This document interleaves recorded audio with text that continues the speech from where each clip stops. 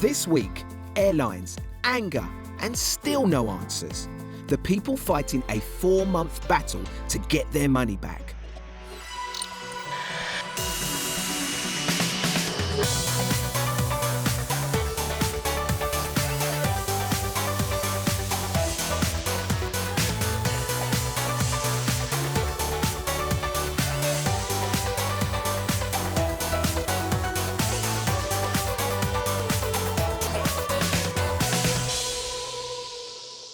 Hello and welcome to this week's travel show, coming from Venice. Now, if the smile on my face looks bigger than normal, that's because at last we are able to go on our first foreign trip since coronavirus put a stop to almost everyone's travel plans around 4 months ago.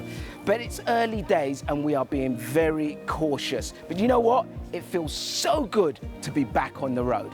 Coming up on this week's show, refunds and your rights. Why are some passengers still out of pocket for the flights that never took off? Canals without the crowds.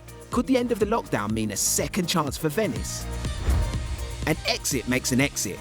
As the massive Serbian summer festival is finally cancelled, we ask, what next for live music? Okay, first up, that issue that just doesn't go away, refunds. Now, you may remember when we first started reporting on lockdown back at the end of March. Well, it quickly became apparent that many people just couldn't get their money back for cancelled flights. Well, 4 months on, and we're still being contacted by viewers who can't get a refund from their airlines. So we've sent Simon Calder in to investigate why. Between March and June, we on the Travel Show estimate that at least 500 million travellers have had their flights cancelled worldwide. Quite reasonably, many would like their money back. The airlines' response has been very lacking in information, and the most important thing is how long I should expect to wait for my refund. The travel agent are saying that the airline is responsible, and the airline are telling me that the travel agent are responsible. We received the refund number on the 1st of June, and as yet we've had nothing else. The only thing we know is a 120 days wait, the same as everybody else. And I've lost my job now as well, so I haven't got any income anymore, so it would have been nice to have had it back a little sooner. Your flight's been cancelled? Your rights are clear, at least in the UK and the European Union. You must get your money back within a week, whether you book direct with the airline or through a travel agent. Many other countries, including the US, India, Brazil and Egypt, have similar rules. But in this unprecedented crisis, it's clear that many airlines and agents are falling short of their refund obligations. Here in St Albans, one group of customers feel particularly let down. Back in March, 21 members of the NSG Performing Arts School were supposed to fly to Los Angeles to compete in an international dance competition. Basically 2 years of working every week, every Sunday, and fundraising for as much money as you can, because it is very expensive to get over there. So we had various fundraising events. Both my children got part-time jobs so that they could help, raise money towards it. Christmas was cut a little bit short in the presents and things. Obviously at the moment still waiting for that to come back. A few days before flying out, the group were notified by their carrier, Virgin Atlantic, that their flights had been cancelled. 3.5 months later, they were still waiting for their refund of £14,000.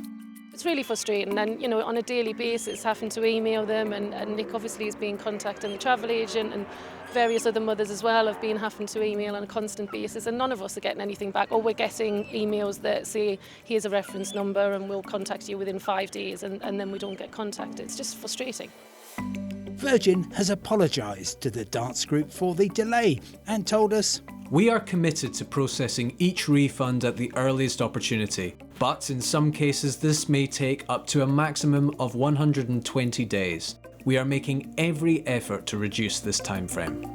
Fortunately, the story has a happy ending. Since speaking to us, Holly, Nick and the group have got their money back. But the refund fiasco has created a new industry, helping passengers get their money back from airlines in return for a slice of the proceeds.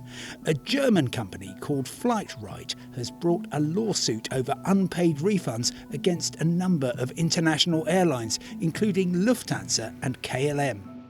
Oscar, have you got any idea how much globally is owed to passengers whose flights were cancelled?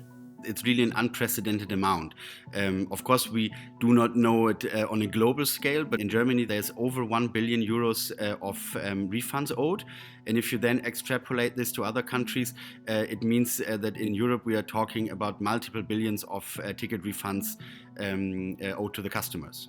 Surely, though, this is an extraordinary time. We've seen the airlines making redundant many thousands of workers. They've got no cash coming in. Shouldn't they be given a little leniency? So in our opinion, this leniency is up to the customer. You know, the customer has entered into a contract with these airlines, and if they want to act as a kind of microloan, as a bank for the airlines, then it's up to them. But on the other hand, if you just say, it's my money and I don't want to give you a loan, then it's up to the customer to get the money back as soon as the law is able to give it back to them. One of the other airlines in OSKAR's sights is Ryanair, the biggest budget airline in Europe. There is no shortage of people out there who are trying to make money on the back of airlines. All that's going to happen to the customer is they will wait just as long and they won't get the full refund because these claims harvesters will take a fee for themselves. So why is it proving so difficult to give customers their money back? It's volume. We have in excess of 20 million passengers to deal with. We're making our way through that. We are in excess of 750 million euros now of vouchers, cash refunds or flight changes. But the important issue is everybody who wants their money back will get it back. Okay? It is just taking some time. The head of the Aviation Trade Association, IATA, goes further, saying that delaying passenger refunds is vital for the industry's cash flow. It's a matter of survival for us, and the cash position, the cash crisis that we are facing is probably the most urgent and the most difficult part of our situation currently. So we are conscious of how could I qualify the help we are asking passengers for. It would be nice to share the burden if you want us to survive. The airlines say that if the refund rules were enforced to the letter, they'd simply close down, to everyone's detriment. But one possible outcome is that your airfare could be held in trust. Once you've touched down safely, the airline gets your money. Or, if the flight's cancelled, you get the cash back. Worse for the airline's cash flow, better for yours.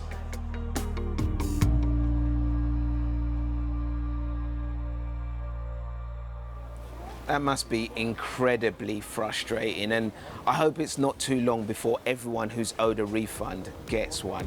But do stay with us, because still to come. Here in Venice, we meet the people hoping to kickstart a new kind of tourism.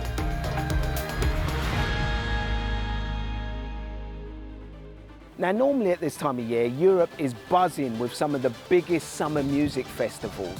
Millions of us travel to them each year, attracted by the muddy fields, the long queues to the toilets, and some of the biggest live music acts on the planet.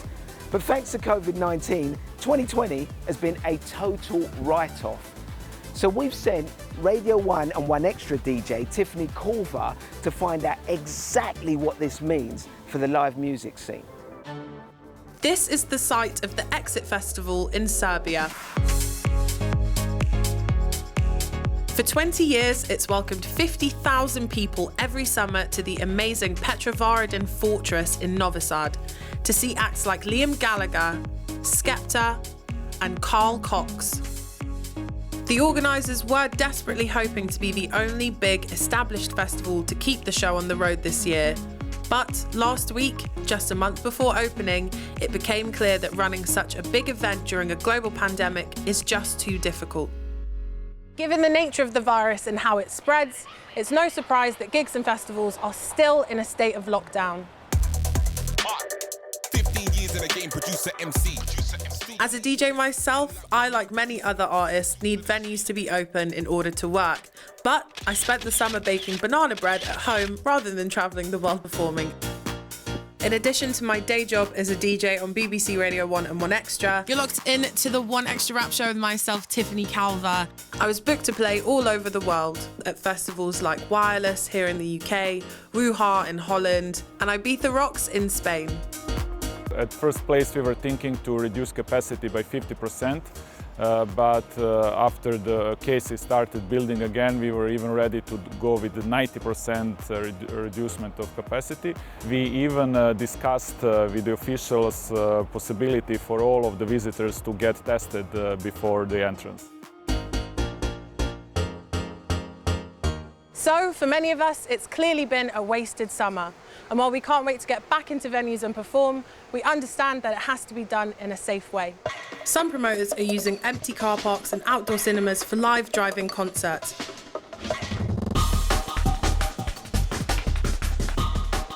Here's the idea. You stay in your car, listen through your car radio and enjoy the gig from a safe distance. German outfit D-Live has already staged 24 drive-in concerts and shows, as well as films and even 3 weddings. So tell us how it works. You show your ticket through your window, so you don't have any contact with people. You drive in and you watch a great music show and you listen with your own car radio.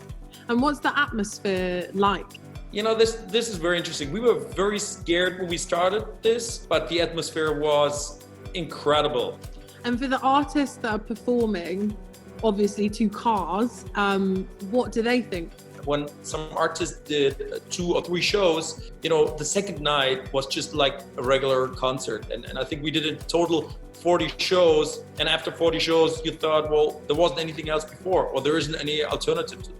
Worldwide live music revenues had predicted to reach $31.49 billion by 2023. It's obvious why people are trying to be seriously innovative to get things moving again. Singer-songwriter Laura Marling has had a busy summer of shows all over the world grind to a complete halt. With European and American tours cancelled, Laura has felt the impact of coronavirus firsthand. Beaten, battered and cold. I would have gone on like a 28-day US tour, followed by a 3-week European tour. So, you know, I think it was a total of around 40 shows that were cancelled.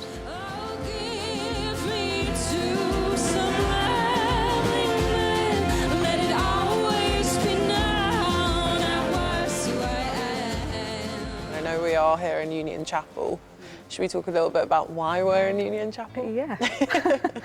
So I did a live-streamed, audience-free, pay-per-view show from here. And it was an incredible experience. When I think about this life I'll leave behind, I still raise no praise to the sky. You know, we sold a lot more tickets than you could physically get people in this room.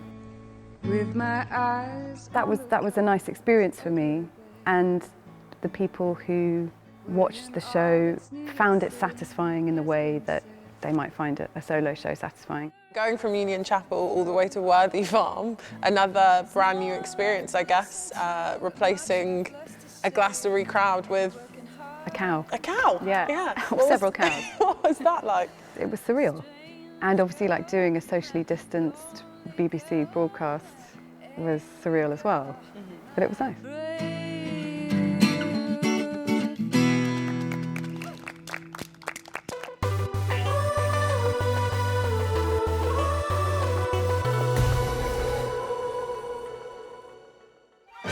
Unique and captivating, Venice is a dream destination for the millions of tourists who fill its narrow streets every summer. But in recent years, mass tourism has driven up rents and driven out locals, leading some to call the city a historical theme park. The rise of low-cost airlines, the dizzying size of some of the visiting cruise liners, and an influx of tourists from emerging new Asian markets have all put local infrastructure under strain. But almost 6 months ago, all of that came to a sudden halt when coronavirus hit and the new travel restrictions exposed just how heavily many Venetians rely on tourism. You can even see by what's on sale how quickly the people here have had to adapt to life after COVID. They've even got Venetian-style face masks. Now there are less people than usual, but let me say that it can be a good moment to come, because you can go around, for instance, Venice, but also in the rest of Italy, in places that are less crowded, in which the safety measures are very good, very high, very severe in some cases, and because we are concerned about all the Italy, all the world is concerned about the virus. But we have taken important and severe measures to be sure that people who come are safe in Italy. Only 55,000 people call this place home, but over 26 million people arrive here each year. And whilst the newly emptied streets have been a welcome breather for some, they've been absolutely catastrophic for others. Another business that has always relied on Venice's steady flow of visitors is the iconic Caffe Florian. The coffee house is an international hotspot, attracting notable customers such as Andy Warhol, Charlie Chaplin, and Clark Gable. It's one of the oldest cafes in the world and was due to celebrate its 300th anniversary this year. Instead, they've been closed for over 4 months. Having recently reopened, Anna tells me how they've been getting on. We closed the very last day of Carnival, so it was the end of February, up to the very first week of June. Has the cafe ever been closed for that long in its history? Never, not even during the World War.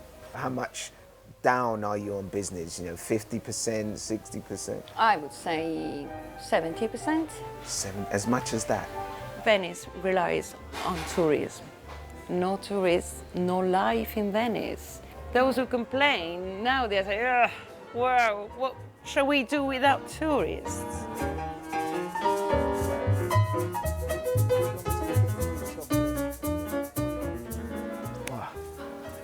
Now, a good proportion of Florian's clientele comes straight from the cruise liners. In fact, in total, those ships account for about 1.5 million extra visitors every year. But not everyone here is delighted to see them. The recent pause in tourism, provided by the pandemic, has fueled local protests calling for the government to seize the moment to turn the tide on mass tourism. Aline is part of Gruppo 25 Aprile, a network of over 3,000 Venetian residents campaigning to protect the heritage of their city. Do you think about the cruise liners? Did you see a huge difference or a change during the pandemic because they were no longer allowed to come in? Oh, yeah, of course, yes. Without them, the air was completely more clear, more fresh, more light. But those cruise ships bring a lot of people who must bring money to the city. Not so much. People who are staying in the cruise ships, they sleep there, they eat there, they buy some really cheap souvenirs, all for €1. We want to increase social housing and also to attract investments to create new jobs, new opportunities that are not only related to tourism, because you can't found the economy of a place only in one sector. Because when this sector is in crisis, the economy of the city is collapsed. So do you think it's possible for you to make these changes? Because it's big what you want to do. You need political and existential and economic change. We are very, very motivated and we love the place where we live. And in your life, I think that if there is something that you don't like, you have to try to change it. And another Venetian doing just that is Valeria, founder of Venezia Autentica. She's created a platform to connect tourists with authentic Venetian experiences, urging them to spend their money in the right places and preserve Venice's local culture. Oh, this looks good. Grazie. Grazie. Those are finger foods that are called cicchetti. And is this the type of thing that you're trying to preserve with Venezia Autentica? Absolutely, because it's very much like the way of life. How much of an opportunity do you think Venice now has to restart tourism in a different way? People are going to finally be okay to say that is true. Tourism is not okay the way it is now. We need to move from the way it is, which is not sustainable, which is extractive, and build something better. Are you being a little bit naive here? Because ultimately tourism is about money, and you're going up against a machine that is bringing millions and millions of euros into Venice. The way things happen now, people who are doing tourism business, they are selling the destination. They can make business only as long as there is something to sell. So if we continue that way, extracting everything from Venice, destroying the social economic tissue, destroying the heritage environment, there won't be anything that they can sell anymore. So now is an incredible opportunity to rethink tourism, and if we want to achieve it, it's now, because tourism impacts everything in the places where we live and travel, so that could help us really build a better world.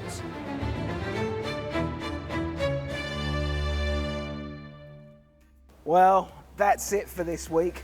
Coming up next time, we're taking a look back at some of our favourite adventures in Spain, including the time Krista practiced her table manners at a recreated medieval banquet. What do I do for knife and fork? now trust me, that is definitely worth a watch. And don't forget, you can catch up on some of our past adventures on BBC iPlayer. But for now, keep planning your next adventure, and I will see you all very soon. Bye-bye.